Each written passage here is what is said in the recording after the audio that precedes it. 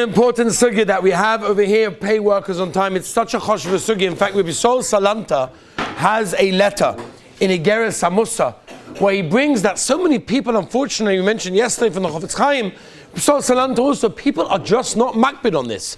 And Rabbi Sol Salanta was almost like complaining in the letter. How is it that people are so makbid when it comes to nevelis and treifas, has shalom, not to eat a hechsha, not to eat something that's not kosher? And all of a sudden, when it comes to business, they're doing all sorts of shticks and all sorts of things. And it's a chesaron yediyah. As we said yesterday, it's a chesaron yediyah. People just don't know. They don't realize. So Baruch Hashem, we're here to know. We're here to realize. In fact, there's a moedik Chofetz Chaim in the Halacha, in Simon Reish Mem Beis. The Halacha wants to know the kasha as follows. What's first? What's more important? What has kadiba? Is it paying workers on time, or is it buying food for Shabbos Kodesh or Yontov?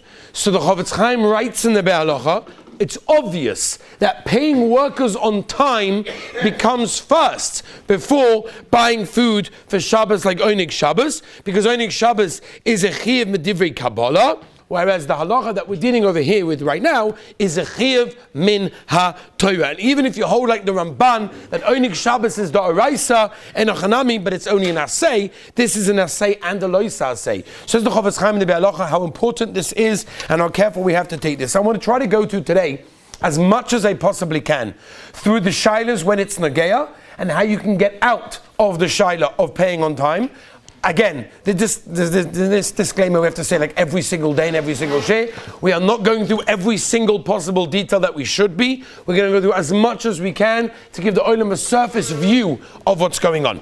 So number one, Baltolin does not apply to a product that you buy. So for example, if you buy something from someone or a store or whatever it may be, there is no Baltolin over there. There could be other shilas, but there's no Baltolin of paying late when you buy something from someone. Baltolin applies, paying late applies when you hire someone or something. That means when you hire workers, whether you have an office or whether you have a warehouse and you have workers that work for you, you have to pay them on time. Or whether you hire an electrician or a plumber to come to your house or something similar, that is considered to be a shaila of Baltolin. If you rent something, that is also included, excuse me, which means if you rent a car, if you rent plates or chairs for a simcha, whatever it may be that you're renting, that is something that you have a shaila of Baltolin because you're renting either someone or something for a specific amount of time. Whether you pay him by the week, whether you pay him by the hour, whether you pay him by the job, it's irrelevant. Let us move on, Rabbi Isai. Does it apply to karka? Is there a shaila Baltolin when you're renting? We said when you rent something, if I rent tables and chairs, I have to pay that on time. What if I rent karka, something that's mechubala karka? For example, I rent an apartment, I rent a warehouse, I rent an office space. These are all karka, these are mechubala karka. Is there Baltolin when it comes to paying for things like that? Now the Mishnah only mentions Odom, Behema and Kalim. The Mishnah doesn't say a word about karka. So that would be mashma that karka is not included in the halacha, which again, there could be shilas of stealing, but no shaila of baltolim. The Shita Mukubetzes brings in Bob Metzia Daf Kuf Yud Aleph on the base, he brings a Rosh that quotes a Ramah that says that karka is not included in this halacha, and as I pass in the Torah Shulchan Aruch in Choshen Mishpat Semen Shin Lamed Tes Sif Aleph. Now, what is the reason for that? The Rosh brings a Ramah because the post says ba'artzacha, anything included in the artzacha, but not the eretz itself. There are other reasons as well. There are machmirim, the smag, the ureim, the meiri, and as I paskin lemaisa, there are chashulchan to be machmir that karka is included in this halacha. So therefore, again, a person has to be careful when he's renting an apartment or renting office space. There are machmirim, but again, psak and shulchan aruch is generally to be makel over there. Let us move on. When is a person over on this halacha? In other words, what does it mean paying late?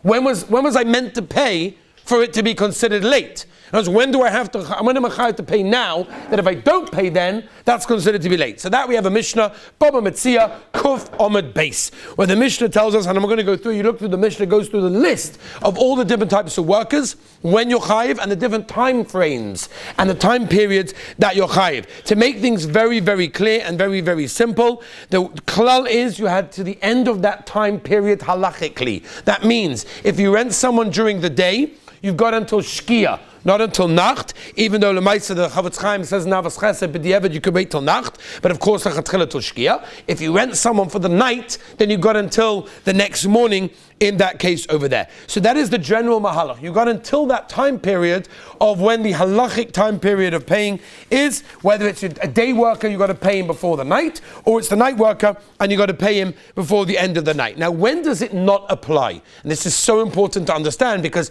everything we've said until now basically means that if I hire a worker in my office, before the end of the day, before he leaves, I have to pay him. Again, maybe it depends on summer or winter, because for example, in the winter, Shki is much earlier, so he works till 6 o'clock, it's well past Nacht of Rabbeinu Tam. So it could be over there, I've got it till the next morning, but how am I going to get it to the next morning when he only comes in, 8, 9 o'clock, which is already after Alois? So how does this work? When I have to pay him, the Mishnah tells us clearly, I've got to pay him until that end of that halachic time period. If Namaisa, we don't find that anyone gives out their paychecks on a daily basis or in the middle of the day either, for yesterday. How does this work? So the Mishnah tells us, again, we're skipping a lot of the Rishonim and a lot of the timing of what's going on, but just to give you the Rashi Prokim, the Mishnah Bab Metzia Kuf Yud Aleph Amud Aleph tells us, a Masai Bizman Shetavu. When are you chayiv? In other words, when do you have to pay him? When he claims the money from you.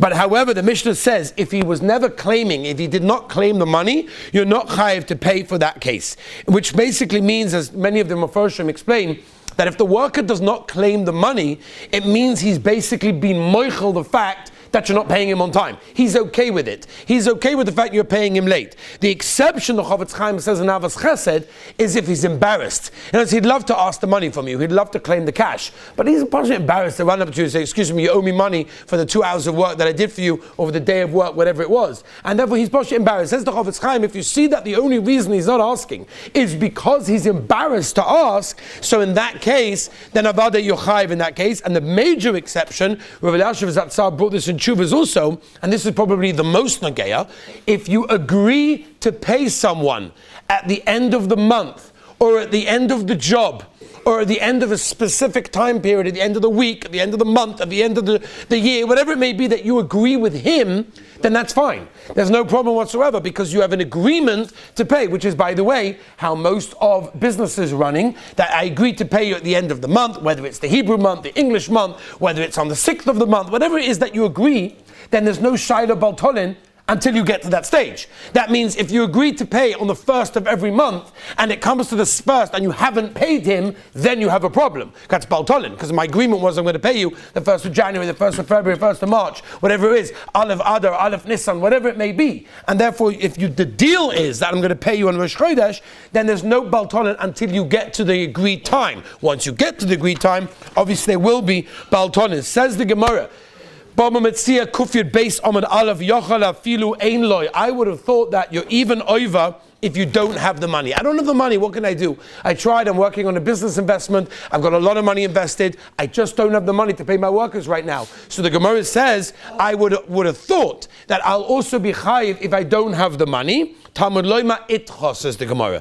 Which means, no, only if you have the money are you over on Baltolin, which means if I don't have the money to pay anyone, meaning I would love to, but I just I'm waiting for for the bank to give me their loan, I'm waiting for a big business deal to come in, whatever it may be. So I'm not going to be over on the halacha if I don't have the money. Okay? Now that is the general halacha in that case. However, the Chavetz Chaim and Avos Chesed brings down Perek Tes, that if you can withdraw the money, in other words, I don't have the cash on me, but I have it in the bank, and I can go to the bank and withdraw the cash, then Avada says the Chavetz Chaim, you absolutely should in that case over there. By the way, There are some who are machmeh, many Rishonim, the Ritva, the Rashba, the Chinuch, the Kiveiga, and others that hold you are over even if you, by the way, don't have the money. But the general psak in Shulchan Aruch and Choshen Mishpat and Shin Lamates Sivov paskins that you're not over if you don't have the money. In that case, the Chofetz Chaim says, by the way, if you don't have the money and you knew in advance that you're not going to have the money, says the Chofetz Chaim, don't hire him. Why are you hiring him? It's that shaila which we will one day maybe we'll get into that. Are you even allowed to eat bread if you know you're not going to have water to wash my machronim? It's a big shaila. But Al Kaponim, the Chofetz Chaim says that if you don't have the money and you know in advance you're not going to have the money, then maybe you should never hire the worker because you're going to be over on this halacha in that case. And the question is that the Chofetz Chaim, yes, the Chofetz Chaim says, does it mean that I have to borrow money? Do I even have to borrow money in order to pay back on time? Meaning I've got no money, but my friend's got money. So I'll borrow the money from him, and he'll give me the money. Once he gives me the money, then I'm okay. It's over there. The Chofetz Chaim says in Avos Chesed, absolutely, a person has an obligation to borrow the money if he can. Then it's definitely a good thing to do in that case. There's Shulchan Aruch Harav, Paskins, it's a midis chasidus to borrow the money, but there is no chiyuv. How do I get out of this halacha? How do I get out of it? It's such a negei halacha, it's an issa d'oraisa. How do I get out of it? So I want to give the oilam mamash the next few minutes that we have, just a few ideas of how we can get out of it, and each one requires its own iyun, its own explanation, but very quickly like this. The Chinuch says as follows, Mitzvah Tov Kuf Peches, the Chinuch writes, Roy lechol ben das, liyos hakesef biyodoi, terem iskapoilim.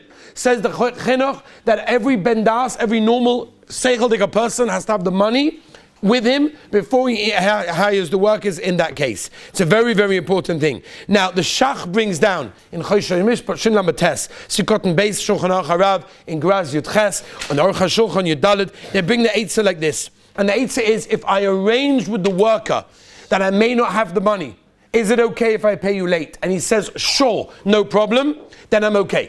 Then I'm good. The shaila whether or not I'm allowed to ask him that after he's already finished the work is a different shaila. And as once he's finished the work, can I say, by the way, I'm really sorry, I don't have the money, can I pay you late? That's a shaila. But before you start the work, if I could say to him, by the way, I'm really sorry, I'm not going to have the money, I'll have it a couple of days later, is that okay? And if he agrees to that, then 100% that will be absolutely fine in that case over there. There are those, by the way, that allow you to do that even after he's finished the actual work over there. And the next case is the Gemara in Bava Metzia Kuf Yud Aleph Amud Aleph that says, without going into the whole sugya, the Gemara says that if you are known to pay late, if you are a company or an organization that is known to pay late, then the halacha is he's makabel that originally, he knew about that and he accepted the terms and conditions, and therefore there is no problem in that case. There's a more kash on the Ritva if you look in the Gemara over there, but upon him, the basic halacha is that if you're known to pay late, then there is no problem. And another heter could be if there's a middleman, which again the Gemara tells us Kuf Yud Amud Beis in Bava Metzia, whatever it is, Shulchan Aruch says very clearly that if halacha lemaisa, if you hire someone through a middle party, for example, I'm not hiring the worker, I called a company and the company hired the worker, or I have a manager and the manager hires nothing to do with me, so then it could be Shulchan Aruch paskins that neither is over, not the middleman and not the boss who actually is in charge of paying in that case over there. There's no over on baltonin. So the kasha is what happens if a wife calls a handyman or a plumber to the home, is that considered to be a middle person? Meaning I know that the toilet got stuffed or the whatever is not working, so the air conditioning's broken, so I tell my wife, listen, I'm not going to be around, could you please, call a handyman? So she calls the handyman. Is that considered to be a middleman? Which if it is, would not be a shaila baltolin, and therefore we can get out of many of the shailas. Most poskim hold that is not included in that case. Ishtoi kegufa in that case, which means that she would be over on baltolin if there is a payment that's late. Rabbi Isa will end with the Ma'aseh of the Heilige Chofetz Chaim, Schos and Yugen Aleini, with the Chofetz Chaim one time in the middle of the cold, snowy winter. The Chofetz Chaim traveled all the way to Varsha in order to go for a certain yeshiva, fundraising, whatever it was. And on the way, he was almost by Varsha. He forgot to pay the tailor that had fixed his suit before he left to the trip. And he turned around and they said, Rebbe, like it's a long trip, you're an elderly person, you're going for yeshiva purposes, come on. He said, no. This is a mitzvah, bo yosem ishluchai. I don't want to give it to a shliach, I could have given it to the driver, I'm doing it myself. The Chofetz Chaim, b'chvoide ba'atzma, understood the chiyuv over here, how important it is, how people rely on us for their parnasa, and now we have to try very hard to make sure that we give everyone what they need. Be'ez Hashem, we'll start a new topic tomorrow. Be'ez Hashem, have a wonderful day.